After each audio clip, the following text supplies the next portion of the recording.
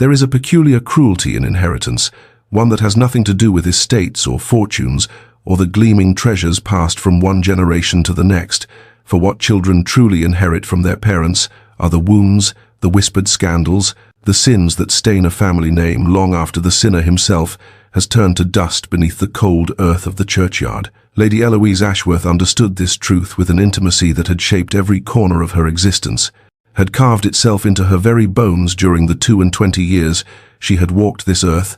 bearing a name that made drawing rooms fall silent and invitations mysteriously vanish. Her father, the late Earl of Ashworth, had been dead these 15 years, yet his legacy lived on in the averted gazes of former friends, in the cruel cut, direct delivered by matrons who had once bounced her upon their knees, in the genteel poverty that now defined her days in the modest cottage, where she tended to her ailing mother with hands that had once been destined for silk and diamonds. She could not remember the specifics of her father's crimes, for she had been but a child of 7 when the scandal broke, but she knew their shape from the whispers that had followed her through girlhood and into womanhood.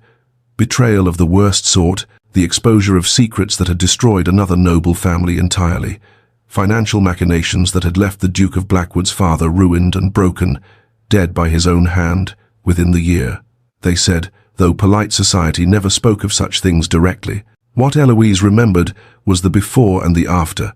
the glittering world of her childhood replaced seemingly overnight by shame and exile, her father's death following swiftly as though guilt itself had consumed him, leaving behind only debts and disgrace, and a daughter who would spend the rest of her life paying for sins she had never committed. Now she stood before the small looking-glass in her bedchamber, examining her reflection with the practical eye of a woman who had long ago abandoned vanity for survival, noting the careful mending along the sleeve of her best day dress, the slight fade in the once rich blue muslin that no amount of careful storage could prevent. Her hair, a deep auburn that her mother called her one true beauty, was pinned simply but elegantly, for Eloise had learned that dignity cost nothing and was often the only currency she possessed. The face that gazed back at her was pleasant rather than striking, with intelligent grey eyes that held more wariness than a young woman's ought to hold, and a mouth that had forgotten how to smile without reservation. She was preparing for Lady Pemberton's country house party at Thornfield Manor, an invitation that had arrived unexpectedly, and which Eloise suspected had been extended more from pity than genuine welcome, for Lady Pemberton had been a friend of her mother's in the days before everything crumbled. It was a rare opportunity, perhaps the only one she might receive this year, and though every instinct warned her of the dangers of exposing herself to society's judgment, Eloise knew she could not afford the luxury of pride when her mother's medicine grew more expensive by the month and their small income stretched ever thinner. The name Sebastian Thorne, Duke of Blackwood, was spoken in drawing rooms across England with a particular mixture of reverence and unease, for he was a man who inspired both admiration and fear in equal measure, a figure of such formidable presence that even the most confident of society matrons found themselves choosing their words with unusual care when he deigned to attend their gatherings. He was wealthy beyond the dreams of most men, having rebuilt the Blackwood fortune from the ashes of ruin through investments and ventures that lesser nobles whispered were beneath a duke's dignity, but which had restored his family's coffers to overflowing magnificence. He was powerful, his influence extending through parliament and commerce, and the intricate web of social connections that truly governed English life. Yet he wielded that power with a cold precision that left little room for warmth or sentiment.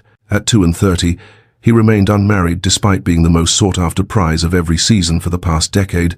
his rejection of eager debutantes so consistent and absolute that ambitious mothers had largely ceased their scheming, recognizing in his winter-grey eyes a man who would not be moved by simpering flattery or calculated displays of accomplishment. Those who knew the history understood that the ice which encased the Duke's heart had been forged in the fires of tragedy, for his father had been destroyed utterly by the Earl of Ashworth's treachery, secrets exposed that had brought shame upon the family name, financial schemes revealed that had stripped away the Blackwood wealth, leaving the old Duke broken in spirit and, some whispered in darkened corners, broken enough to take his own life when Sebastian was but 12 years old. His mother had followed within the year, her heart simply failing as grief consumed her from within, and young Sebastian had been left alone to face a world that offered him nothing but creditors and condolences. That he had risen from such devastation to become one of the most formidable men in England was a testament to his iron will. But that same iron had seemingly replaced whatever softer substance might once have composed his soul. It was known throughout society that he despised the Ashworth name, with a passion that time had done nothing to diminish, that he had refused to attend any gathering where members of that disgraced family might appear, that he had once left a ball within minutes of arrival upon learning that a distant Ashworth cousin was among the guests. This was the knowledge that turned Eloise's blood to ice when she received her mother's trembling report that the Duke of Blackwood himself would be attending Lady Pemberton's house party. For a long moment, she considered sending her regrets, fabricating some illness or obligation that would keep her safely away from those cold eyes and the hatred they surely contained for anyone bearing her father's blood. But as she looked around their modest cottage, at the threadbare carpets and the empty spaces where paintings had been sold to pay the apothecary, she knew she could not afford such cowardice, for this gathering might be her only chance to meet some minor gentleman who might overlook her tainted name in favor of her modest accomplishments, and she would simply have to survive whatever contempt the Duke might direct her way. Thornfield Manor rose from the autumn landscape like a jewel set against velvet, its honey-coloured stone glowing in the late afternoon light as the hired carriage that had cost Eloise nearly a month's household budget wound its way up the sweeping drive, and she pressed her gloved hand against the window glass as though she might absorb some of the grandeur through her fingertips, storing it away against the lean days that would surely follow this brief respite from her ordinary existence. The grounds were immaculate, rolling lawns giving way to formal gardens, still blooming with the last roses of the season, and everywhere she looked there were signs of wealth so casual it need not announce itself. The perfectly matched team of horses being led toward the stables, the livered footmen descending the front steps to assist arriving guests, the glitter of jewels at throats and ears as elegantly dressed figures moved past the tall windows of what must be the main drawing room. Eloise smoothed her faded blue muslin with hands that trembled only slightly, reminding herself that she had as much right to be here as anyone, that Lady Pemberton had extended the invitation freely, that she would not shame her mother by cowering like a whipped dog simply because her gown was 3 seasons old and her pearls were paste. The footman who handed her down barely glanced at her modest trunk, and she caught the flicker of assessment in his eyes, the swift cataloguing of her worn travelling cloak and serviceable boots that marked her as a guest of little consequence. But she lifted her chin and walked through the great oak doors as though she belonged among the crystal chandeliers and priceless paintings that adorned the entrance hall. Lady Pemberton greeted her with a warmth that Eloise suspected was partially performance for the benefit of watching guests,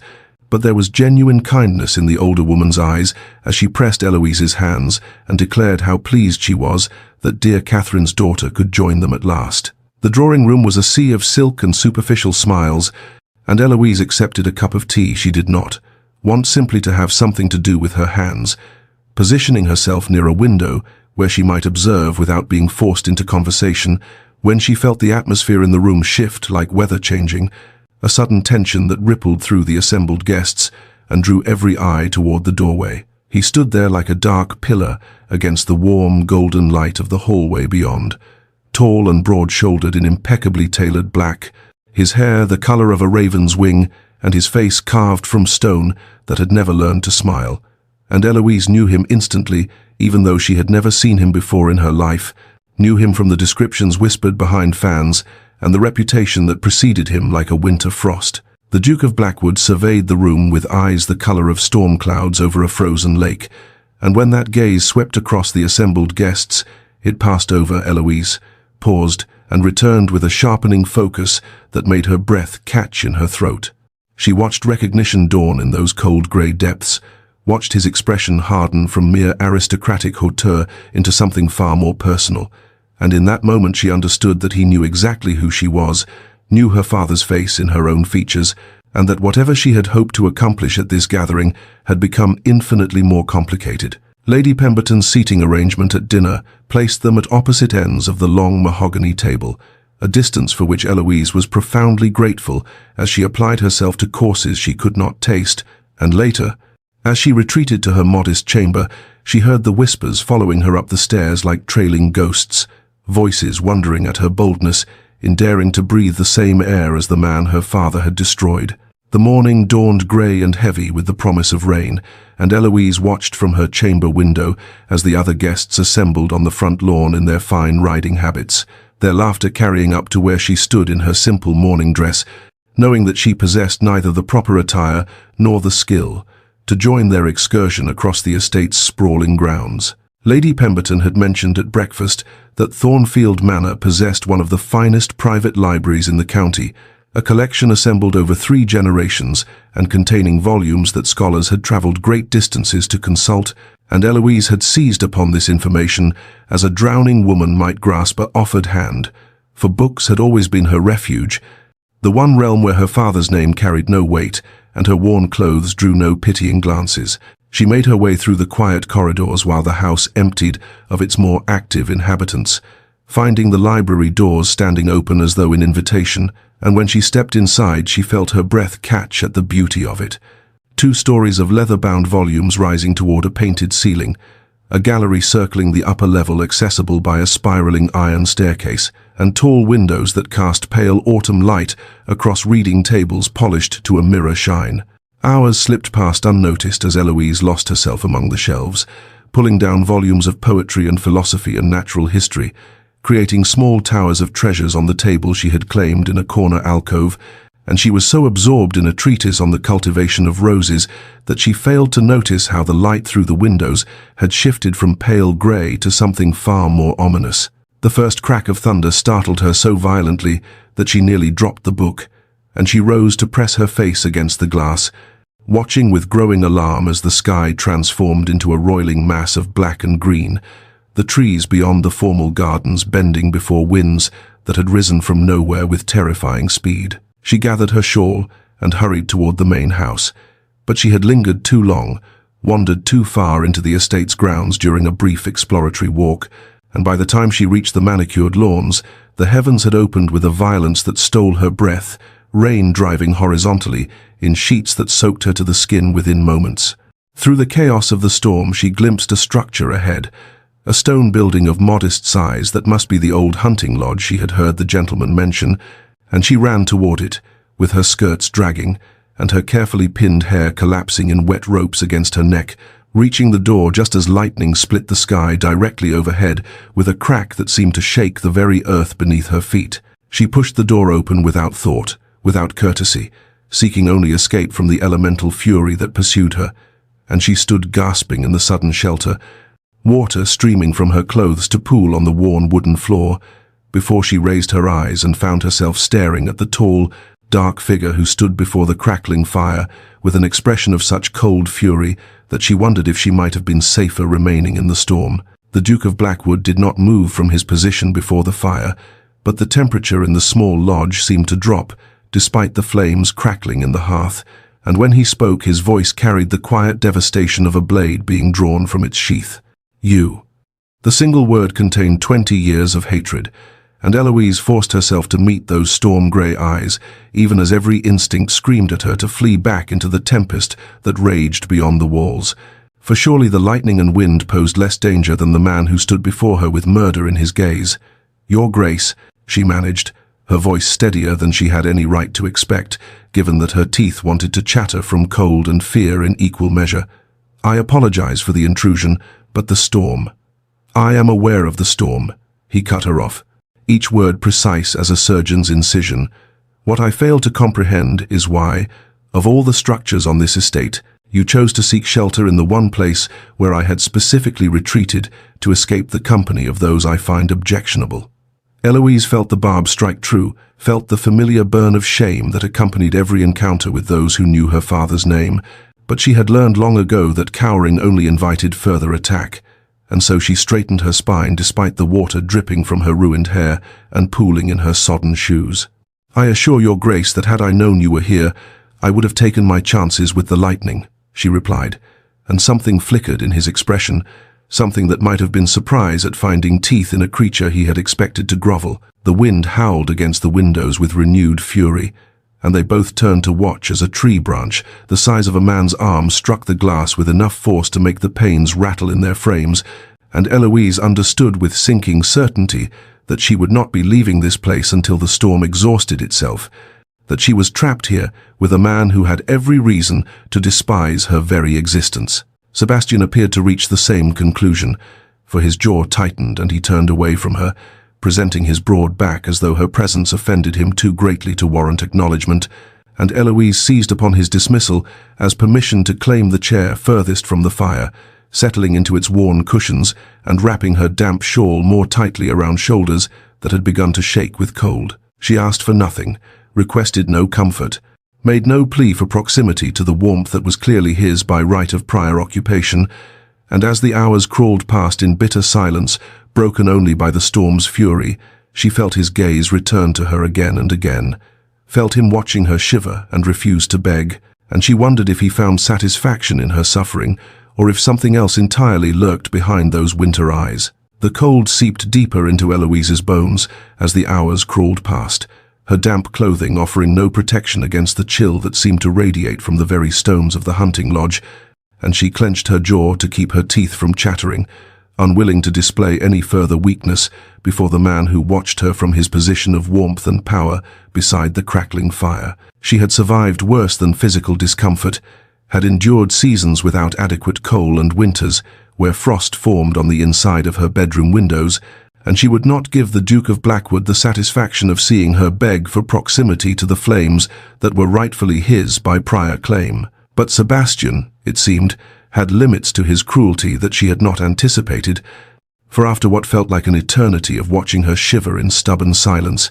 he moved abruptly toward the narrow cot in the corner of the room and seized the rough woolen blanket that lay folded there, crossing the space between them with long strides, and thrusting the fabric toward her with an expression that suggested the gesture cost him dearly. "Take it," he said curtly, "the words more command than offer, before you catch your death, and I am forced to explain to Lady Pemberton why I allowed a guest to expire of cold in my presence." Eloise accepted the blanket with hands that trembled, despite her efforts to steady them, wrapping its scratchy warmth around her shoulders and feeling the first blessed relief from the bone-deep chill that had settled into her very marrow. "Thank you, Your Grace," she said, and she meant it genuinely, without artifice or the simpering gratitude that so many ladies employed when seeking favor from powerful men, and something in her simple sincerity seemed to catch him off guard, for he stood frozen for a moment before retreating to his position by the fire with what might have been confusion flickering across his stern features. "Do not mistake practical necessity for kindness," he said harshly, as though needing to reassure himself of his own coldness. "I simply have no desire to deal with the complications that would arise from your demise." Eloise made no reply, merely drawing the blanket closer and allowing herself to feel, for the first time since entering the lodge, something other than fear. "Your father," Sebastian continued, and his voice had taken on a different quality now, something almost conversational beneath the bitter edge, "would have demanded the fire itself, would have complained and threatened and made certain everyone knew of his suffering." Eloise met his gaze steadily across the firelit space. "I am not my father, Your Grace," she said quietly. "I cannot choose my blood, only my actions." The words seemed to strike him with unexpected force, and he turned away from her to stare into the flames as though they held answers to questions he had not yet learned to ask. The night stretched ahead of them, endless hours until dawn might bring deliverance, and Eloise drew from her pocket the small volume she had taken from the library, a treatise on Stoic philosophy that had travelled with her from the main house, and she began to read by the flickering light while the storm raged beyond the walls. She did not notice how often his gaze returned to her face, did not see how he studied the peaceful concentration in her expression as she lost herself in ancient wisdom, did not witness the first small crack forming in the edifice of hatred he had constructed so carefully over 20 years of nursing his wounds. The silence stretched between them like a living thing, thick and oppressive despite the storm's continued assault upon the windows, and Sebastian found himself growing restless in a way that had nothing to do with physical discomfort and everything to do with the woman who sat reading by firelight as though she had not a care in the world beyond the pages before her. He had expected tears, recriminations, perhaps desperate attempts at seduction or manipulation, for he had learned long ago that women of the ton employed every weapon in their arsenal when trapped with a powerful man, and yet Eloise Ashworth simply read her book with an expression of serene concentration that made him feel, absurdly, as though he were the one intruding upon her solitude. "What are you reading?" The question emerged more harshly than he intended, torn from him by an irritation he could not quite name, and she looked up with those clear grey eyes that seemed to hold neither fear nor artifice, merely mild surprise at being addressed. "Marcus Aurelius," she replied, turning the small volume so he might see its worn cover. "His Meditations." Sebastian felt his eyebrows rise despite himself, for he had expected sentimental poetry or Gothic novels, the frivolous fare that occupied most ladies of his acquaintance, not the philosophical musings of a Roman emperor. "And what does a young lady find to interest her in Stoic philosophy?" he asked, unable to keep the skepticism from his voice, though something in him genuinely wished to know the answer. Eloise considered the question with the same thoughtfulness she seemed to bring to everything, and when she spoke, her words carried the weight of genuine reflection rather than the desire to impress. "He writes of accepting what we cannot control while taking responsibility for what we can," she said quietly. "I find comfort in the reminder that our circumstances need not define our character, that we may choose who we become regardless of what fortune bestows or withholds." The words struck Sebastian with unexpected force, for they spoke directly to the philosophy he himself had adopted in rebuilding his family's shattered legacy, and he found himself drawn into debate despite every intention to maintain his cold distance. They discussed the nature of virtue and the limits of human will, the balance between acceptance and action, and with each exchange Sebastian discovered new depths to the woman he had dismissed as merely her father's daughter. She challenged his interpretations with keen intelligence, conceded points with grace when his arguments proved stronger, and laughed softly at her own errors in a way that transformed her solemn face into something approaching beauty. Near midnight, when the fire had burned low and the storm had gentled to a steady rain, Eloise spoke of her father for the first time, her voice carrying neither defense nor condemnation, but only a profound and weary sadness. "I was 7 when he died," she said, staring into the embers. "I remember a man who brought me sweets and called me his little bird, but I have learned since what he truly was, what he did to your family and others. I cannot excuse him, Your Grace. I can only mourn the father I thought I had and try to be something better than the legacy he left me." Sebastian listened to her quiet confession and felt something shift in his chest, some calcified certainty beginning to crack, for he had never considered that she too might be a victim of the man he had hated for 2 decades. The silence that followed her confession seemed to pulse with unspoken things, and Sebastian found himself caught in the strange suspension of a moment that demanded response, yet offered no clear path forward. For what did one say to the daughter of his enemy when she had just stripped away every comfortable assumption he had carried for 20 years? He turned from the fire to face her fully, and in the dim glow of the dying embers, he saw not the scheming offspring of a villain, but simply a young woman who had known her own measure of loss, and something in that recognition loosened the iron bands he had kept wrapped around his own memories for so very long. "My father was not always the broken man he became," Sebastian heard himself say, the words emerging as though someone else spoke them, rough with disuse and heavy with a grief he had never permitted himself to voice. "Before your father's betrayal, he was vital, ambitious, full of plans for our family's future, and I remember how he would lift me onto his shoulders so I might see the world from his height, how he promised me that one day all he built would be mine to steward and expand." He paused, his jaw tightening against the tide of memory that threatened to overwhelm the careful walls he had constructed. "After the scandal broke, after our name was dragged through every drawing room in London and our fortunes stripped away by creditors who had once called themselves friends, I watched him diminish day by day, watched the light leave his eyes until he was merely a shell inhabiting the chair by the window, waiting for death to claim what was left of him." Eloise listened without interruption, her grey eyes holding steady on his face with an attention that felt neither invasive nor pitying, but simply present, and Sebastian continued because stopping now seemed impossible, the dam having broken after so many years of enforced silence. "My mother followed him within the year," he said quietly. The physicians called it a fever, but I knew even at 15 that she had simply lost the will to remain in a world where everything she loved had been destroyed, and I stood at her graveside and swore that I would rebuild what had been taken, that I would restore our name and fortune until no one would ever again dare to whisper of Blackwood shame. He fell silent, staring into the embers, and when Eloise spoke, her voice was soft, with a compassion that held no trace of hollow comfort. "Children should not pay for their parents' wars," she said simply, and the words settled into the space between them like a benediction, acknowledging both their wounds without attempting to diminish either. The fire had burned dangerously low, and Sebastian moved without conscious thought to add wood from the stack beside the hearth, feeding the flames until warmth began to push back against the chill that had crept into the small lodge during their conversation. When he turned back, he found her eyes had grown heavy, the exhaustion of the storm-tossed night finally claiming its due despite her efforts to remain alert, and he watched as she struggled against sleep's pull before finally surrendering, her head tilting against the chair's worn back, her breathing evening into the gentle rhythm of peaceful slumber. He stood motionless for a long moment, observing the firelight dancing across features that looked younger in repose, softer somehow without the careful guard she maintained during waking hours. And before he could question the impulse, he had removed his own coat and crossed to where she slept, draping the warm fabric over her slight form with hands that trembled slightly at their own treachery. It was merely practical, he told himself firmly, nothing more than what any gentleman would do for a lady in need of warmth.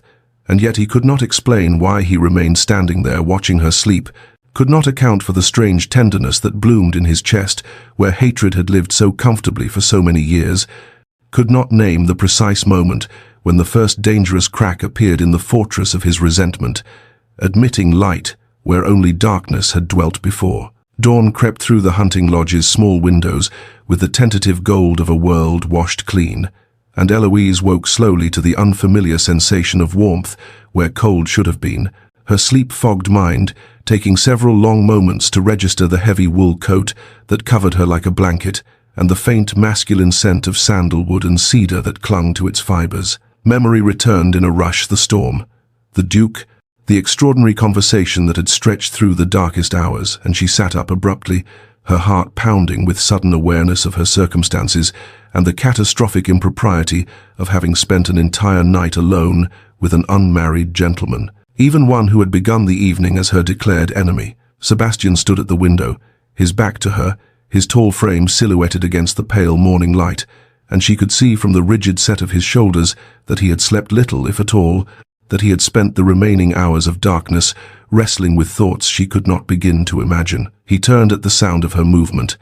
and for one suspended moment their eyes met across the small room, and Eloise saw in his gaze a confusion that mirrored her own, a searching quality that suggested he too was trying to reconcile the man he had been yesterday with whatever he had become during the long night's passage. "The storm has passed," he said, his voice rough with exhaustion and something else she could not name. "You must return to the main house before the other guests wake and discover your absence,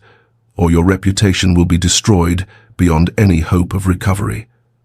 She rose from the chair, acutely conscious of her disheveled appearance, her hair escaping its pins in wild tendrils, her dress creased and travel-worn, and she removed his coat with hands that trembled slightly, despite her best efforts at composure, folding it carefully before holding it out to him. "Thank you," she said quietly, and the words carried weight far beyond gratitude for a simple garment, encompassing all that had passed between them in the darkness, the confidences exchanged, the walls that had crumbled stone by stone. "For your kindness." He took the coat, and in the transfer their fingers brushed, the briefest contact of skin against skin, and Eloise felt the touch travel through her like lightning, awakening something that had slumbered beneath years of resigned acceptance and careful hope. Sebastian's eyes darkened at the contact, his jaw tightening as though he too had felt the strange electricity of that moment. But he stepped back abruptly, his expression closing into the cool mask she had first encountered. "Use the servants' entrance at the east wing," he instructed gruffly. "All business now." The tender observer of the night hours vanished beneath the Duke's commanding authority. "The back stairs will take you to the guest corridor without passing through the main halls, and if you are quick, no one need know you were ever absent from your room." Eloise nodded, gathering her shawl and the small volume of Marcus Aurelius that had served as both shield and bridge during the night's strange journey, and she moved toward the door without looking back,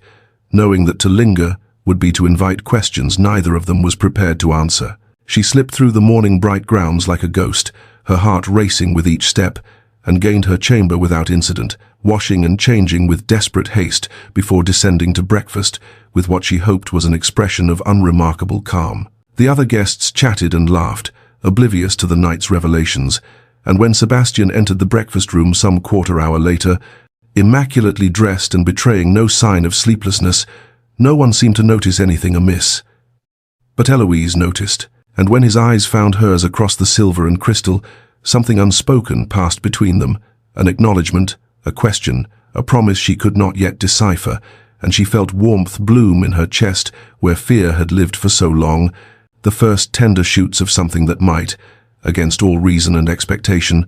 grow into hope. The days that followed passed in a strange fever of awareness for Sebastian, each hour bringing fresh evidence that the careful categories of his mind had been irrevocably disordered by a single night's conversation and a pair of grey eyes that haunted him with their quiet dignity. He found himself watching her constantly, tracking her movements through the drawing rooms and gardens of Thornfield Manor with an attention he could neither explain nor suppress, noting how she held herself apart from the glittering company, not from arrogance, but from the resigned understanding that she was not truly welcome among them. He observed the small cruelties that society inflicted upon her with such practiced ease, the way ladies drew their skirts aside when she passed, as though poverty might be contagious, the manner in which invitations to join walking parties were extended only after she had already been excluded, the cutting remarks delivered just loudly enough for her to hear, but quietly enough to maintain plausible deniability. Through it all, Eloise bore herself with a grace that made something twist painfully in Sebastian's chest, her spine straight and her expression serene, even as he could see the faint tremor in her hands when she lifted her teacup, the momentary closing of her eyes, when another slight landed upon shoulders already burdened with years of such treatment. He watched her offer genuine kindness to the servants who attended the guests, thanking them by name when others looked through them as though they were merely part of the furnishings, and he saw how the elderly Lady Pemberton's face brightened when Eloise sat beside her, engaging the often ignored dowager in conversation that left the old woman laughing with a delight her own family rarely troubled to inspire. On the third day, Lord Whitmore, a man Sebastian had always found tedious but had never before actively despised, made a jest at dinner about the dangers of allowing certain bloodlines into decent company, his piggy eyes fixed on Eloise with malicious satisfaction as laughter rippled around the table. Sebastian watched her face pale, watched the brief flicker of devastation before her features smoothed into careful blankness, watched her set down her fork with steady hands and respond to some innocuous question from her neighbor, as though nothing had occurred, and he felt something protective surge through him with a force that left him momentarily breathless,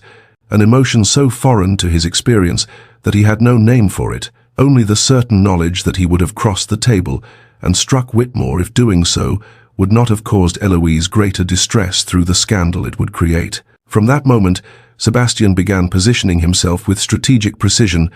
placing his considerable social weight between Eloise and those who would wound her,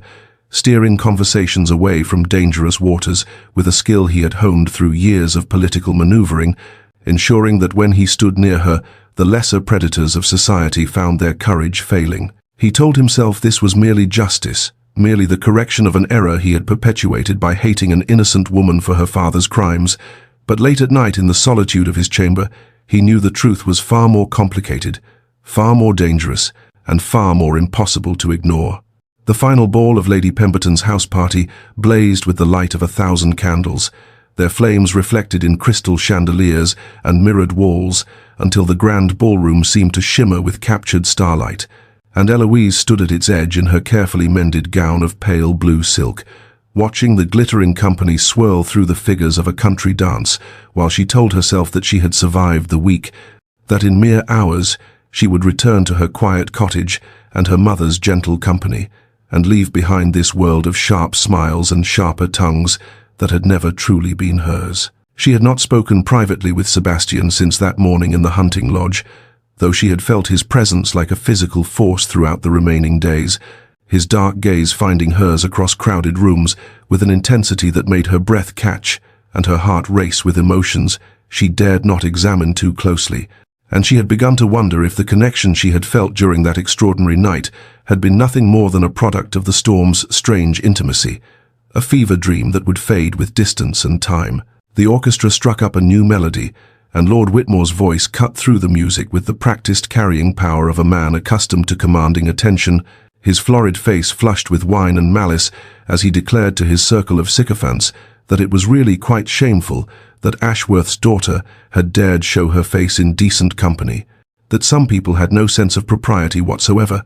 that the sins of the father should rightfully descend upon the child when the father's sins were so very grievous. The room fell silent with the sudden hush of scandal anticipated, faces turning toward Eloise with expressions ranging from pity to satisfaction to the avid hunger of those who fed upon others' humiliation, and she felt the blood drain from her face as shame burned through her like acid, her hands trembling at her sides as she fought the desperate urge to flee, to run from this glittering torture chamber and never return, knowing that to do so would only confirm everything they believed about her, that she was lesser, unworthy, forever tainted by a dead man's crimes. Then Sebastian stepped forward from the shadows where he had been watching, and his voice cut through the whispers like a blade of ice, cold and precise, and devastating in its authority, as he declared that Lady Eloise Ashworth had shown more honor and dignity in 1 week than Lord Whitmore had demonstrated in his entire miserable existence, that she possessed a grace and intelligence that put the entire assembled company to shame, and that anyone who dared insult her in his presence would answer to him personally. Shock rippled through the ballroom in visible waves, mouths falling open, fans freezing mid-flutter, as the Duke of Blackwood, the man who had built his reputation upon his hatred of the Ashworth name, crossed the marble floor with purposeful strides and stopped before Eloise, with an expression that dared anyone to challenge him. He offered her his arm with formal courtesy, asked if she would do him the honor of this dance, and when her trembling fingers settled upon his sleeve, he led her onto the floor as the orchestra stumbled into a waltz, and all of society watched in stunned disbelief as the Duke of Blackwood held his enemy's daughter in his arms and looked at her as though she were the only person in the room. The waltz ended as all dreams must end, with the final strains of music fading into silence and the return of reality pressing in from all sides, and before Eloise could find words to express the tumult of emotions that threatened to overwhelm her, Sebastian released her from his arms with a formal bow, his expression once again unreadable, and disappeared into the crowd of guests who parted before him like waves before the prow of a great ship. She stood alone on the dance floor for a moment that stretched into eternity, her heart racing and her mind struggling to comprehend what had just occurred, until Lady Pemberton appeared at her elbow with fluttering hands and nervous exclamations about what an unexpected honor, what a remarkable turn of events, and guided her to a chair where she might recover her composure while the other guests regarded her with expressions transformed from contempt to cautious reassessment. The remaining hours of the ball passed in a blur of faces and murmured courtesies, people who had ignored her for days now finding reasons to speak with her, to inquire after her mother's health, to express hope that they might call upon her when next in her neighborhood, and through it all Eloise smiled and responded with appropriate graciousness, while her thoughts remained fixed upon Sebastian's face as he had declared her worthy of respect, upon the warmth of his hand at her waist during their dance, upon the 1,000 questions that burned within her breast without hope of answers. She returned home to her mother 2 days later, the journey accomplished in a daze of confusion and fragile hope, and as she sat beside her mother's sickbed describing the events of the house party in carefully edited terms, she found herself unable to speak of Sebastian without her voice catching, without a warmth rising to her cheeks that her mother's sharp eyes did not fail to notice. Days stretched into weeks, with no word from Blackwood, no card, no letter, no indication that their extraordinary encounters had meant anything at all to him, and Eloise told herself firmly that she had been a fool to hope, that his defense of her had been merely the whim of a powerful man who could afford to indulge in unexpected gestures, that a duke did not truly concern himself with the fate of an impoverished earl's daughter, regardless of what had passed between them during one stormy night. Yet her heart whispered otherwise in the quiet hours before dawn, replaying every word he had spoken, every glance they had shared. The gentle weight of his coat settled over her sleeping form, and she could not silence the treacherous hope that flickered within her despite every rational argument against it. Meanwhile,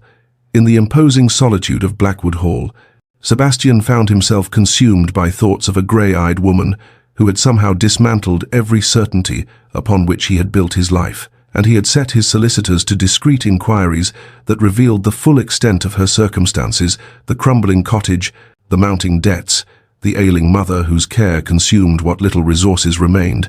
the dignity with which she faced a future that promised nothing but continued hardship, and the slow erosion of genteel poverty. Each piece of information deepened his respect into something far more dangerous, something that kept him awake through long nights as he wrestled with the terrifying possibility that hatred had transformed into its opposite, and that the daughter of his enemy had become the one person in all the world he could not bear to see suffer. 3 weeks had passed since the ball, 3 weeks of silence that had stretched Eloise's nerves to breaking and taught her the particular cruelty of hope, when the sound of carriage wheels on the gravel drive brought her to the window of their modest parlour,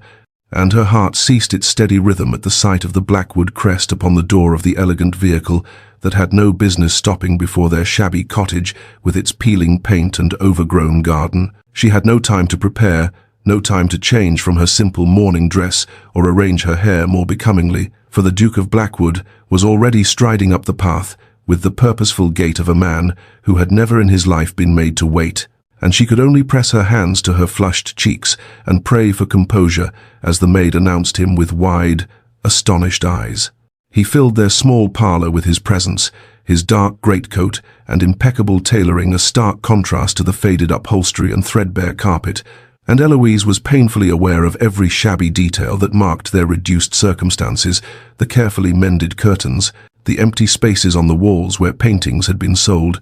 the chill in the air because they could not afford fires in every room. Her mother was too ill to receive visitors, confined to her bed these past several days with the wasting sickness that stole a little more of her strength with each passing week. And so Eloise faced him alone, her chin raised despite her racing heart, determined to meet whatever cutting remarks or cold dismissals he had come to deliver with the same dignity she had shown him in the storm. But Sebastian did not deliver cutting remarks, did not survey their poverty with the contempt she had braced herself to endure. Instead, he stood before the cold fireplace, with his hands clasped behind his back, and his winter-grey eyes fixed upon her face with an intensity that made her breath catch. And when he spoke, his voice held none of the icy disdain she remembered from their first encounters. He had come, he said, with a proposal, and he laid it before her with the same directness he might have used in a business negotiation. She needed security for herself and her mother. He required a duchess of intelligence and dignity who would not bore him with simpering foolishness, and he believed they might suit admirably for such an arrangement. Eloise stared at him, her mind struggling to comprehend words that seemed to belong to some fever dream rather than the cramped reality of her mother's parlour, and she heard herself ask, why? Why would he marry his enemy's daughter?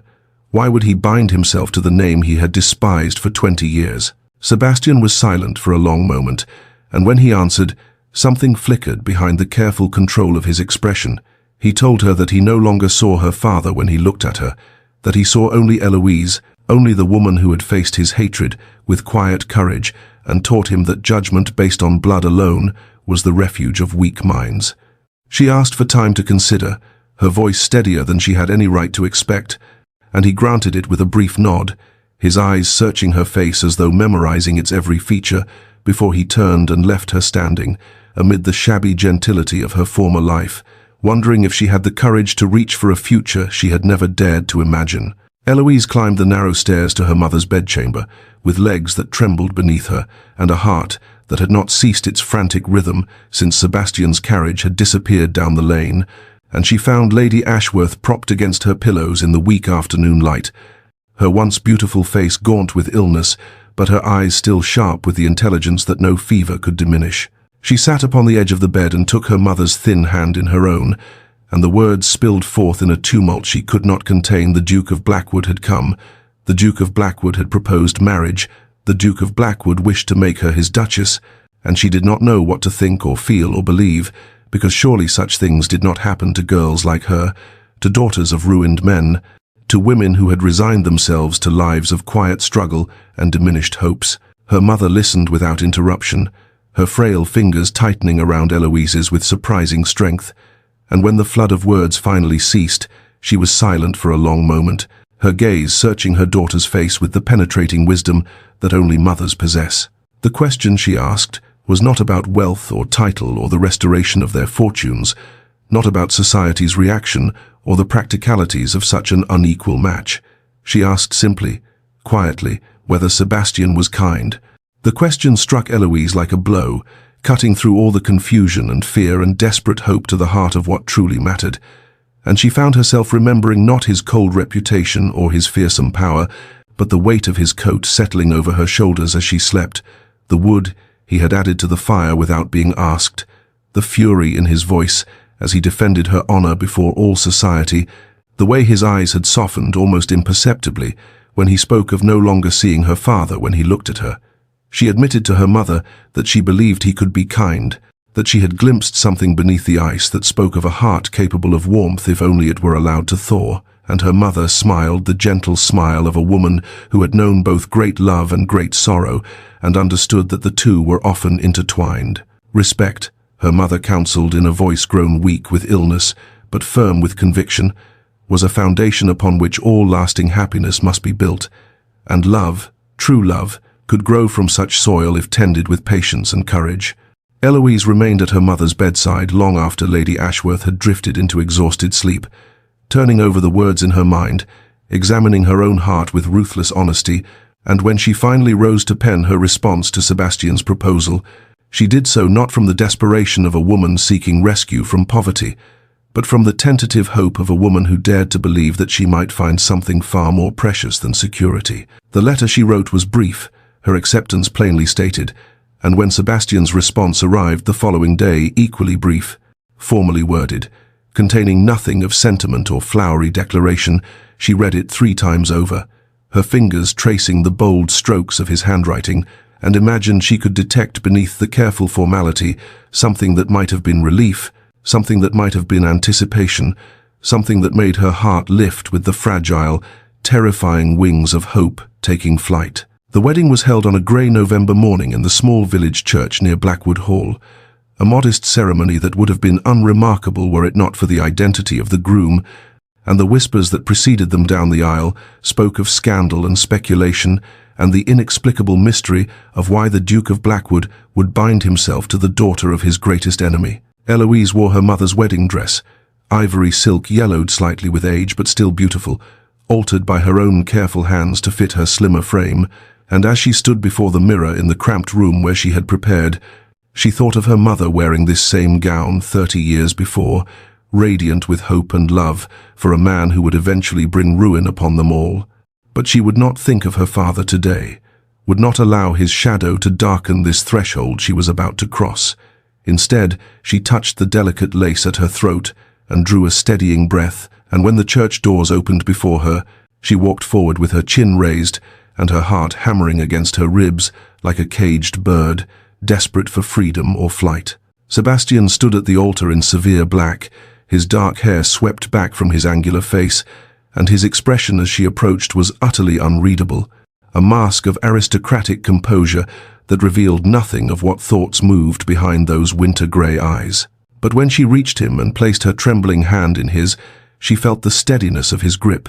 the warmth of his fingers closing around hers with a firmness that seemed almost protective, and something in her chest loosened just slightly, just enough to allow her to breathe. The vows were spoken in voices that echoed through the near-empty church, her mother present despite her illness, supported by a hired nurse, tears streaming down her gaunt cheeks. Sebastian's solicitor standing as witness, the elderly vicar, who had known Eloise since childhood, pronouncing words that would bind her forever to a man she barely knew and yet somehow trusted. When Sebastian slid the ring onto her finger, a band of gold set with a sapphire that matched her eyes, chosen with more care than a purely practical arrangement would warrant, she looked up and found him watching her face with an intensity that made her breath catch. The wedding breakfast was small, held in a private room at the local inn, and Eloise sat beside her new husband in a daze of unreality, accepting his quiet courtesies, watching her mother smile through her tears with a joy that seemed to transcend her failing body. When it came time to depart for Blackwood Hall, Sebastian helped her into the ducal carriage with a gentleness that surprised her still, his hand lingering at her elbow a moment longer than strictly necessary, and as the wheels began to turn and her old life fell away behind them, she sat in the plush silence beside him and wondered what awaited her in the halls of the man who had once despised her very name. He did not speak during the journey, but neither did his silence feel hostile. It was instead a contemplative, quiet, and when she stole a glance at his profile against the window's grey light, she thought she saw something almost vulnerable in the set of his jaw. Their new life stretched before them, uncertain and untested, a path forged from the ashes of old hatred toward a destination neither could yet name. And Eloise folded her hands in her lap and allowed herself, for the first time, to hope that this strange beginning might lead somewhere beautiful. The early weeks of marriage unfolded, with the careful choreography of two people learning to share a life while still uncertain of the steps, and Eloise found herself navigating the vast halls of Blackwood Hall with a mixture of wonder and wariness that she could not quite shake. They maintained separate bedchambers as befitted a marriage of convenience, his door at the far end of the corridor from hers, and yet she was acutely aware of his presence in every room she entered, as though the very walls had absorbed something of his essence during all those years he had lived here alone. Their meals together began in stilted formality, polite inquiries about her comfort, equally polite assurances that she wanted for nothing, but gradually, imperceptibly, the conversations deepened, touching first upon the management of the estate and then upon books they had read and opinions they held, and Eloise discovered that Sebastian possessed a dry wit that emerged only when he forgot to guard himself, a fleeting warmth that vanished the moment he seemed to realize it had appeared. He took her on tours of the property, walking beside her through gardens that had grown wild during his years of single-minded focus on rebuilding the family fortune. And his voice softened when he spoke of his plans to restore them, of the roses his mother had once tended, of the fountain that had not flowed since his childhood. Eloise listened and understood that he was showing her not merely grounds and outbuildings, but pieces of himself, fragments of the boy he had been. Before grief and betrayal had forged him into this formidable man, in return, she began to leave her own mark upon the cold magnificence of Blackwood Hall, fresh flowers appearing in vases that had stood empty for years, curtains drawn back to admit light that had been shut out, laughter echoing in the servants' quarters where the staff had grown accustomed to oppressive silence. She learned the names of every maid and footman, inquired after their families, remembered their troubles and small joys, and the household began to transform around her like a frozen garden touched by unexpected spring. Sebastian noticed everything, though he said little. She would catch him pausing in doorways to observe her arranging blooms or kneeling to speak with a nervous housemaid, and the expression on his face, in those unguarded moments, was one she could not decipher, something between confusion and wonder, and a hunger he seemed determined to suppress. He began finding excuses to seek her company, questions about household matters that surely did not require his attention, suggestions that she might enjoy seeing the library's rarest volumes, invitations to walk the grounds when the weather proved fair, and Eloise accepted each one with a pleasure she tried to conceal, her heart quickening whenever his tall form appeared in whatever room she occupied. The distance between them shrank by degrees so subtle she could not have marked the moment when courtesy became something warmer, when his hand at her elbow began to linger, when she started listening for his footsteps in the corridor outside her chamber. Their fingers would brush when he handed her a book or helped her over uneven ground, and each accidental touch sent warmth flooding through her veins, a warmth she saw reflected in the flicker of his grey eyes before he looked away, and she knew with growing certainty that whatever this marriage had been at its beginning, it was becoming something neither of them had dared to name. The library had become their sanctuary, the place where the careful formality of their days softened into something approaching intimacy, and it was there on an evening when winter rain streaked the tall windows and the fire crackled in its marble hearth that Eloise finally summoned the courage to ask the question that had haunted her since the morning she had accepted his proposal. They sat in their customary positions, she upon the settee, with a volume of poetry open in her lap, he in the leather chair, across from her with papers he had long since ceased to review. and the silence between them had grown heavy, with all the things neither dared to speak, until she heard her own voice breaking it, quiet but steady. "Do you regret it? Your choice to marry me?" Sebastian's hands stilled upon the papers he had been pretending to read, and for a long moment he did not look at her, his profile illuminated by firelight in a way that revealed the tension in his jaw, the careful control he exercised over every aspect of himself. Then he set aside the documents with deliberate care, and when he finally turned to face her, his grey eyes held an intensity that made her breath catch in her throat. "I find myself," he began, and then stopped, his hands gripping the arms of his chair as though he required something solid to anchor him. "I find that I must tell you something, though I confess I have never been adept at speaking of such matters." The silence stretched between them, and Eloise waited, her heart hammering against her ribs, uncertain whether she hoped for confession or dreaded it. "When I proposed to you," Sebastian continued, his voice low and rough-edged in a way she had never heard, "I told myself it was practical, that you needed security, and I needed a duchess who would not simper or scheme, and I believed that explanation because the alternative was—" He broke off, shaking his head, and rose from his chair with the restless energy of a man who could no longer contain himself within stillness. He crossed to the window, staring out at the rain-lashed darkness, and when he spoke again his voice was barely above a whisper. "That night in the hunting lodge, when you sat reading by firelight as though being trapped with a man who despised you was merely an inconvenience to be weathered with grace, something broke apart inside me that I had not known was capable of breaking. I watched you sleep beneath my coat, and I understood that everything I had believed about hatred and inheritance and the immutable nature of enmity was a lie I had told myself, because the truth was too terrifying to contemplate." He turned from the window then, and the vulnerability in his face, the raw, unguarded emotion that stripped away every layer of aristocratic reserve, stole the breath from Eloise's lungs. "I did not marry you for practicality, Eloise. I married you because from that night forward I could think of nothing else, no one else, because you showed me what courage and kindness truly look like, and I wanted—" His voice broke, and he crossed to where she sat, dropping to his knees before her with a gracelessness that spoke of desperation rather than design. "I love you," he said, the words torn from somewhere deep and wounded. "I love you, and I have loved you since that storm, and I have been too much a coward to speak it, too afraid that you could never feel anything but tolerance for a man who once regarded you with such undeserved contempt. But I cannot bear another night of pretending that this marriage is merely an arrangement of convenience, when every moment in your presence is both the greatest joy I have ever known and an exquisite agony of wanting what I dared not name." The tears that had been gathering in Eloise's eyes spilled over at last, tracing silver paths down her cheeks as she looked upon this man who knelt before her with his heart laid bare, this proud and powerful duke who had stripped away every defense to offer her the truth she had scarcely dared to dream might exist. "Sebastian," she whispered, and his name upon her lips felt like a prayer, like a key turning in a lock that had held her heart prisoner for longer than she could remember. "I have been so afraid, afraid to hope, afraid to want, afraid that if I allowed myself to feel what has been growing inside me since that night in the storm, I would only be preparing myself for a devastation from which I could never recover." She reached out with trembling fingers to touch his face, to trace the strong line of his jaw and feel the slight roughness where his evening beard was beginning to shadow his skin, and the way his eyes fluttered closed at her touch, the way he leaned into her palm as though her hand were the only thing anchoring him to the earth, undid something that had been wound tight within her chest for years upon years.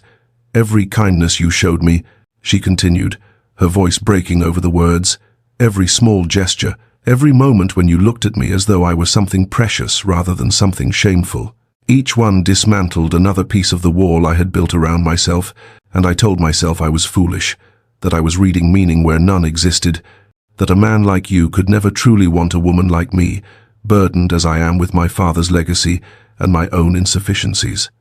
Sebastian's hands came up to cover hers, where it rested against his cheek, and when he opened his eyes they were bright, with an emotion that stole her breath, an intensity of feeling that she recognized because it mirrored what blazed within her own breast. "You are not burdened," he said fiercely. "You are not insufficient. You are the finest person I have ever known, and I have been a fool and a coward for every day I failed to tell you so." And then she was saying the words she had held captive for so long, the confession pouring from her lips like water released from a dam. I love you, Sebastian. I love you with everything I am and everything I hope to become, and I think perhaps I have loved you since you draped your coat over me while I slept and thought I would not know. The sound he made then was half laugh, half sob, and he rose from his knees only to draw her up with him, his hands cradling her face as though she was something infinitely precious. And when his lips met hers at last, it was with a tenderness that spoke of reverence, of wonder, of promises made in the silent language of touch. The kiss deepened, transformed, became something urgent and necessary as breath itself, and Eloise found herself clinging to him as sensation overwhelmed thought, as the careful propriety they had maintained for weeks burned away in the fire that had been kindling between them since that storm-racked night.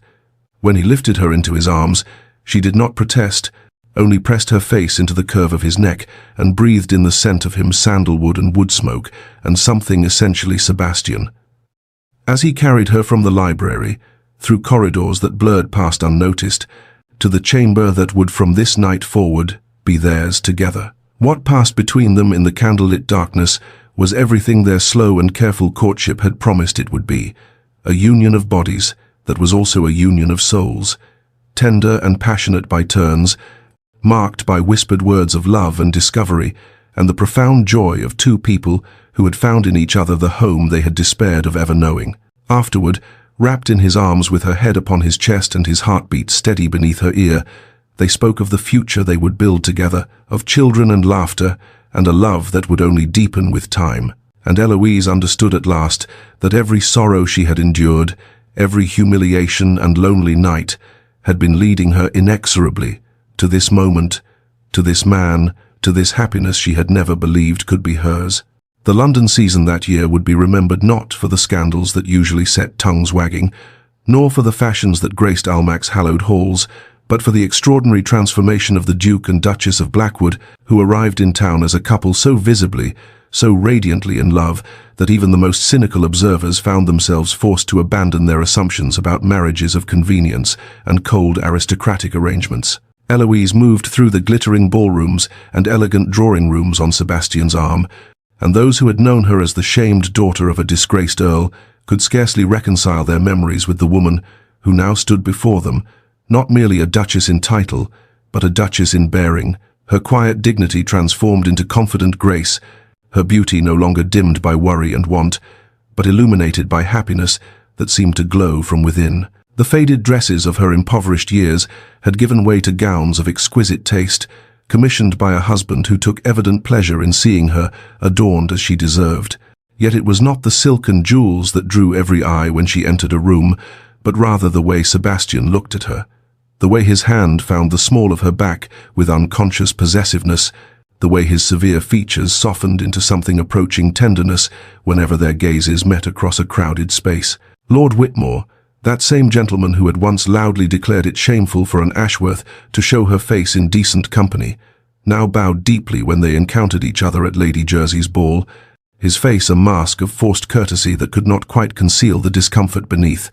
and Eloise received his greeting with the same serene dignity she had once employed to survive his cruelty, though now that dignity was armored by the knowledge that she stood higher than he could ever hope to reach. Sebastian watched the exchange with cold satisfaction, and when Whitmore retreated, he murmured against her ear that the man looked as though he had swallowed something particularly unpleasant, drawing from her a laugh that turned heads throughout the room. They learned through the efficient machinery of society gossip that Lord Whitmore's own marriage, contracted for wealth and connection rather than affection, had become a source of barely concealed misery. His wife, the heiress whose fortune he had coveted, treated him with open disdain,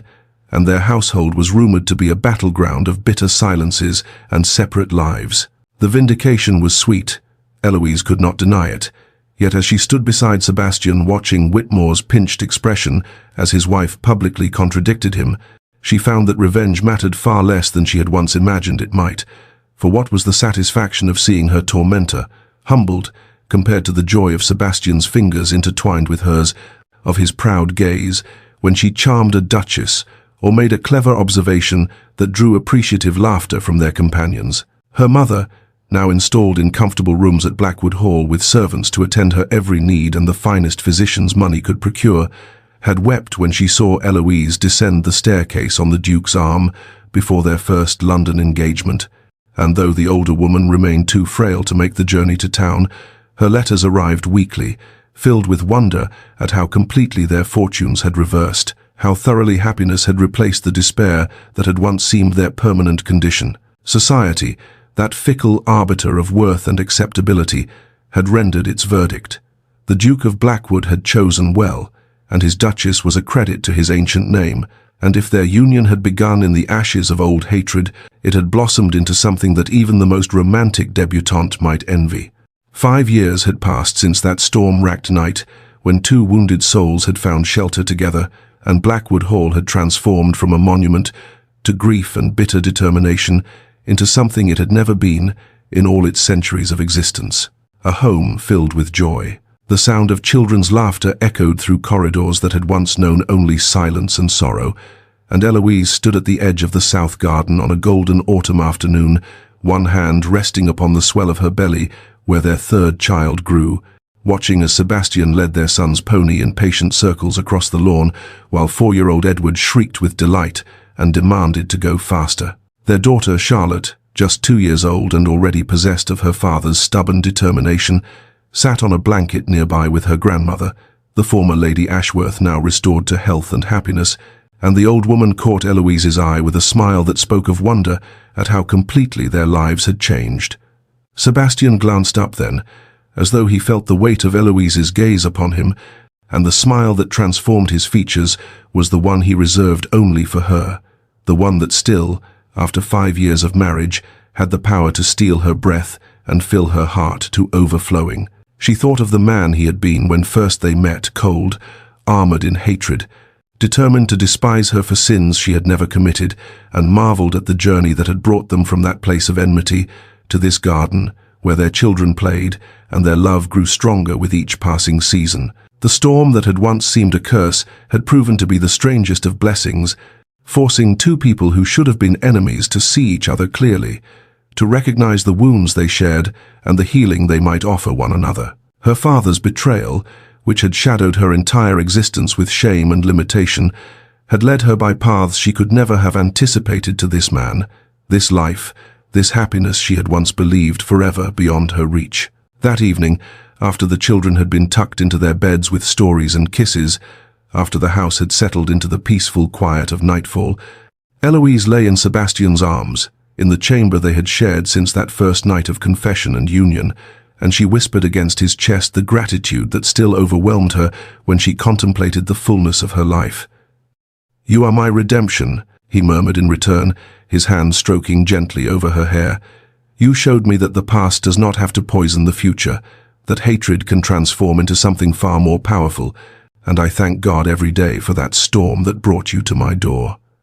They had built something beautiful from the ashes of old wounds, proof that love, when it is patient and true, can conquer even the deepest divides and heal the most grievous injuries. And so, dear reader, if you have journeyed with us through this tale of enmity transformed to devotion, of two hearts that found in each other the home they had despaired of knowing, may you carry with you the hope that such love exists for all who are brave enough to reach for it, that the sins of the past need not determine the blessings of the future, and that sometimes the greatest joys arrive disguised as our greatest trials.